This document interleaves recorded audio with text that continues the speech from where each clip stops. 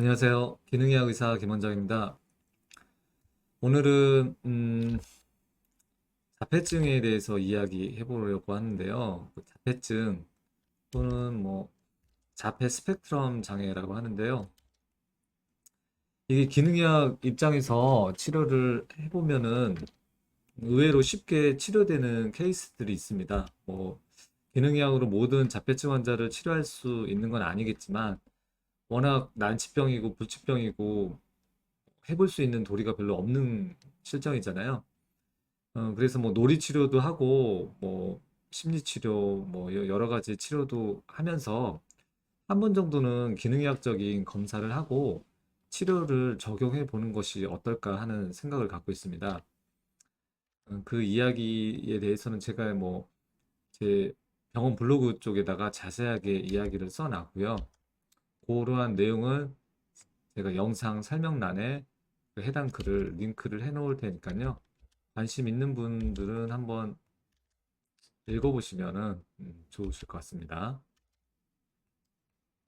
음, 자, 어, 자폐증, 자폐 스펙트럼 장애와 기능의학에 대해서 한번 이야기해 보도록 하겠습니다.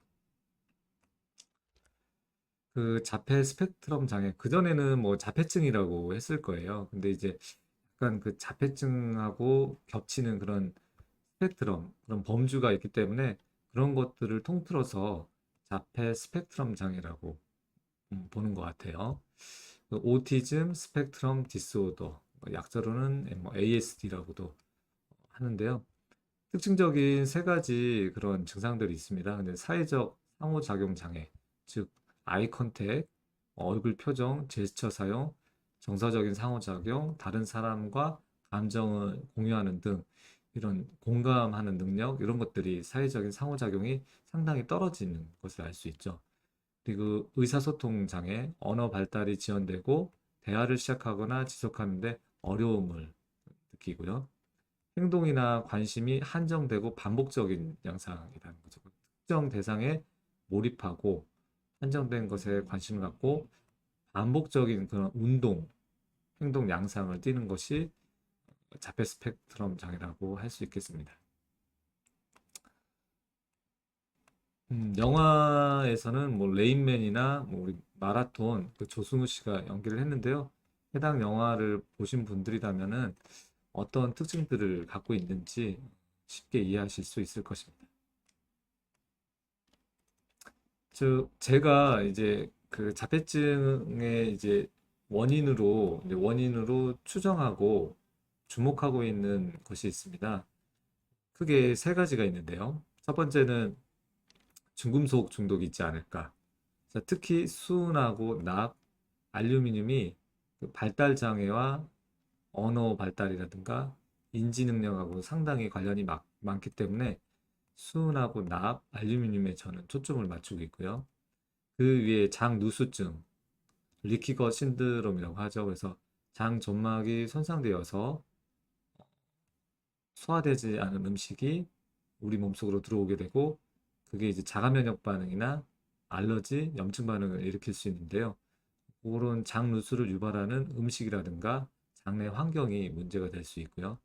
그 장누수 유발 원인 중에서 특히 장내 유해균, 곰팡이가 있다든가 클로스트리디움이라든가 일반 세균 과정식, 유산균 부족 이렇게 그 세 가지 원인에 대해서 저는 자폐증의 원인으로 주목하고 있고 치료도 검사도 이런 것에 맞춰 가지고 치료를 하고 있습니다. 이것은 실제 환자 하나의 그 치료할 때 검사했던 중금속 결과인데요. 4살 남자아이였던 것 같아요. 보니까 수은이 상당히 높게 있다는 것을 알 수 있습니다. 그래서 수은 중독이 이 수은 중독이 자폐증을 악화시키거나 유발하는 원인이 될 수 있기 때문에 수은 중독을 해결을 한다면은 해당 아이의 그런 증상이 해결이 될 수도 있을 것입니다. 좀 전에 한 거는 이제 머리카락으로 좀 전에 한 거는 이제 머리카락으로 했던 중금속 결과고요. 이것은 이제 소변으로 검사를 했었는데 이 아는 2살짜리 남아 하나였고 전형적인 자폐 스펙트럼 환자였습니다. 그래서 수은이 상당히 높았습니다. 수은이 소변에서 나오고 있었고 그 외에 뭐 탈륨이랑 세슘도 있었는데 저는 수은에 조금 초점을 맞추고 있었고요. 자, 수은을 한번 살펴보면요. 수은의 그 만성 중독 증상으로 또 자폐증이 들어있다는 것을 알 수 있습니다. 그 외에도 뭐 치매, 행동장애, 파킨슨, 집중력 장애, 기억력 장애가 있을 수 있는데요. 뭐 자폐증이 이렇게 대놓고 나와 있어요. 그래서 수은이 상당히 자폐증하고 연관이 있다는 것을 알 수가 있고요. 납을 보겠습니다. 납을 보면은 언어 장애가 이렇게 있고요. 그 다음에 인지 기능, 기억력 장애, 학습 장애, 자폐증. 여기 또 자폐증이 또 나오네요. 그래서 이런 원인들이 있기 때문에 납을 검사를 하고 자폐증 환자한테는 납을 우선적으로 검사를 하고 치료를 해보는 것이고요. 알루미늄도 한번 살펴보겠습니다. 알루미늄도 보면은 뭐 언어 장애, 기억력 장애, 인지 장애, 이런 신경계 질환하고 관련되어 있는 그런 것들이 있기 때문에 저는 세 가지 중금속에 초점을 맞춥니다. 특히 그런 자폐증 환자한테 초점을 맞추고요. 그 다음에 이제 그 장내 세균 상태를 평가를 하는데 이거는 소변 유기산 검사거든요. 소변 유기산 검사에서 일반 세균이 이렇게 가증식이 되어 있고요. 유산균에 문제가 있는지 확인하고 그다음에 클로스트디움이라고 하는 항생제를 많이 사용했을 때 생기는 그 내성균주이기도 하고요. 그리고 이제 곰팡이가 있는지 이런 소변으로 하는 간단한 검사로 장내 세균을 확인을 하고요. 이런 문제들이 있다면은 세균들을 정리해주고 좋은 세균을 넣어주고 곰팡이도 제거해주는 치료를 하면은 좋아질 수 있습니다. 장하고 뇌는 상당히 연결되어 있다고 하거든요. 이제 겉브레인 엑시스, 장 내축이 있어서 장 속에 있는 세균이 뇌 신경까지 영향을 줄 수 있기 때문에 기능의학에서는 이런 치료를 하고 있습니다.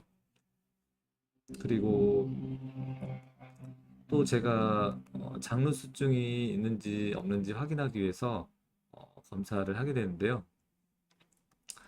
이렇게 2006년생 남아 환자였는데 어떤 음식에 그 장루수가 있는지 장을 음식하고 잘 맞지 않는지 살펴보는 건데요. 이 환자처럼 뭐 글루텐하고 밀가루, 오트밀, 호밀, 옥수수 이렇게 민감하게 반응하고 있었는데요. 이렇게 수치가 높게 나오는 경우에는 장 상태가 안 좋다고 보고요. 장 상태가 안 좋기 때문에 해당 음식을 차단을 시키고 장 점막을 회복시키는 영양 치료를 해서 장 누수를 해결하는 것입니다. 이외에도 계란이 좀 높게 나왔었고 닭고기도 높게 나왔었습니다. 그리고 특히 카제인, 우유, 산양류, 요구르트, 치즈에 높게 나왔거든요. 이게 높게 나오는 음식은 그 환자마다 다를 수가 있습니다. 그래서 이렇게 높게 나와서 해당 음식을 좀 끊게 했었고요.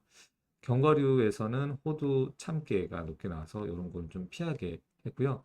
이 외에도 뭐 야채나 과일, 뭐 기호식품 등의 음, 문제가 있을 수 있는데 해당 음식을 끊고 장 건강 상태를 음, 잘 유지를 하면은 자폐증이 좋아지는 경우가 왕왕 있습니다. 오은영 쌤이 하는 그 금쪽 같은 내 새끼 보면은 뭐 이렇게 엄마를 발로 차는 금쪽이들이 있어요. 예. 뭐 ADHD라고 하는데요. 저는 이 자폐 스펙트럼 장애나 이런 ADHD도 크게 원인이 다르다고 생각하지 않거든요. 이런 ADHD, Attention Deficit Hyperactivity Disorder, 이런 주의력 결핍, 과잉 행동 장애 이런 환자들이 애들 중에서 상당히 많고요. 상당히 많이 있고 이게 성인이 돼서도 계속 지속되는 사람들이 있거든요. 그래서 주변에 가족 중에 이런 ADHD가 있거나 아니면 자폐 스펙트럼 장애가 있거나 특히 자폐증 하나의 경우에는 이제 3세 이전에 빨리 진단을 해서 빠른 치료를 해서 건강한 정상적인 발달이 이루어질 수 있도록 부모의 역할이 크기 때문에 빨리 검사를 하고 치료를 해보는 것을 추천드립니다. 어, 실제 환자 케이스를 살펴보면요. 환자 케이스를 살펴보면은 44세 여아가 왔었거든요. 가끔 어떻게 알고 이제 자꾸 이렇게 저한테 어려운 환자들이 찾아오는데 44세 여아 환자가 그 제왕절개로 태어났고요. 그다음에 모유 수유를 3개월 했다고 하고 8개월 때 뭐 요로 감염 같은 게 있어가지고 3개월간 입원해서 항생제 주사 치료를 했다고 합니다.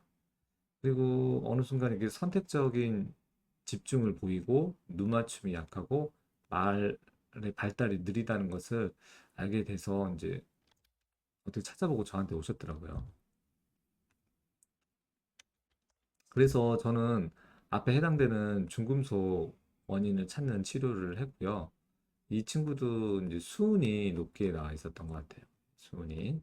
그리고 장내 곰팡이 같은 유해균이 있어서 정리를 하고요. 유산균을 보충하는 치료를 했고, 장누수 유발하는 음식을 차단을 하고, 장 점막을 회복시키는 치료를 했습니다. 뭐, 엄청 뭐 돈이 많이 들거나 복잡한 치료를 하지는 않았고요. 어, 어린 아이이기 때문에 주사 치료는 하지 못하고, 먹는 영양소 치료로 위주로 했고요. 그렇게 해서 한 5개월 치료를 했어요. 했더니 말 표현이 늘고 눈 맞춤도 잘 한다고. 아직 근데 선택적인 집중은 조금 남아 있는 것 같다. 그런데 그런 거는 일반 아이들도 조금씩 있기 마련이니까 뭐 그렇게 치료를 간단하게 했는데도 의외로 이렇게 저는 뭐큰 기대는 안 하고 엄마 아빠한테도 큰 기대를 주진 않았어요. 하지만 아이는 그 발달 장애 보였던 그런 증상들이 상당히 개선이 됐었습니다. 근데 이 화나 한 명뿐만이 아니라 다른 아이들도 이렇게 검사를 하고 치료를 해보면은 좋아지는 케이스가 많이 있거든요. 그래서 좀 발달 장애가 있다고 해서 자폐증이나 아니면은 ADHD가 있는 경우에 뭐 이런 검사들을 하셔가지고 이런 검사들을 하셔가지고 치료를 해보시면은 큰 의외로 쉽게 증상들이 개선되는 것을 알 수 있을 것입니다. 주변에 자녀가 이런 행동을 보인다든가 뭐 손주라든가 친척들이 이런 어려움이 있다면은 이 영상을 조금 소개시켜 주시고요. 주변에 그 기능의학을 하시는 분들은 이런 치료들을 하실 수 있는 분들이 꽤 있거든요. 가까운 기능의학 병원을 찾아보셔가지고 검사 비용은 좀 들 수 있어요. 한 뭐 50에서 한 100만 원 사이 정도 이렇게 검사 비용이 들지만 아이의 건강을 투자하는 데 있어서는 그렇게 비싼 금액이라는 생각은 들지는 않거든요. 이후에 치료 영양제로 쓰는 것들도 그렇게까지 많이 고가의 비용이 드는 거에 아니기 때문에 한 번 정도 정확한 검사를 받아보시고 치료를 받아보시면은 좋은 결과가 있을 확률이 있으니까요. 한번 해보시는 것을 추천드리고요. 오늘은 여기까지 말씀드리고 다음에 또 뵙도록 하겠습니다.